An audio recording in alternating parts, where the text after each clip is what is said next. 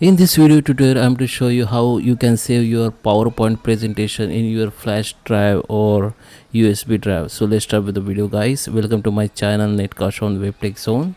And at the end, if you like this video, hit the like button, subscribe my channel, and don't forget comments below. Okay, so I'm going to show you the two methods that you can use and simply save your PPT on your flash drive. So first, just open your PowerPoint presentation like this.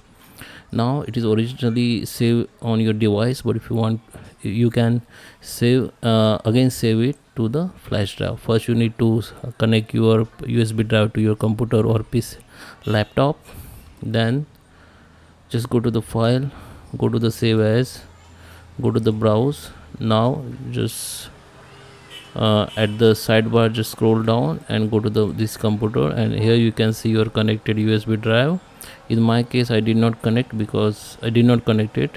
So I just select this drive as a USB drive, but you need to connect your USB drive and see it is visible or not. Okay, just select the USB drive, and under the USB drive you can select the folder or create a folder for flash drive, or you can also rename your PPT here and save it. Then it will be saved in your flash drive.